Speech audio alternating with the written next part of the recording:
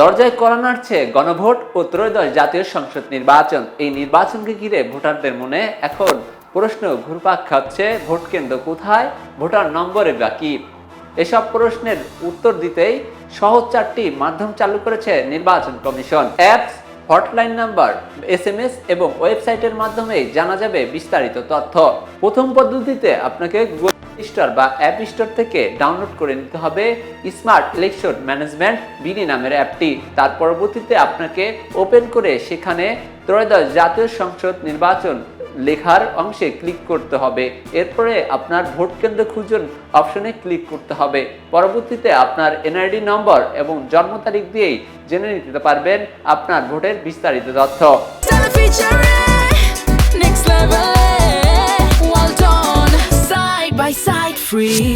দ্বিতীয় পদ্ধতিতে সরাসরি হটলাইন নম্বর 105-এ কল করে বিস্তারিত তথ্য জেনে নিতে পারবেন। কল করার পর অপারেটরের সঙ্গে কথা বলতে 9 চাপতে হবে। এর পরবর্তীতে আপনাকে ভোটার ID নম্বর এবং জন্ম তারিখ জানাতে হবে।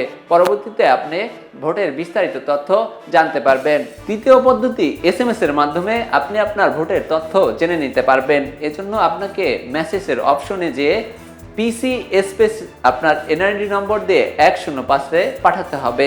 পরবর্তীতে ফিতি SMS-এ আপনি আপনার ভোটার কেন্দ্রের নম্বর এবং ভোটার নম্বর সহ ভোটের বিস্তারিত তথ্য জানতে পারবেন। চতুর্থ পদ্ধতিতে আপনি নির্বাচন কমিশনের ওয়েবসাইট ব্যবহার করে বিস্তারিত তথ্য জেনে নিতে পারবেন।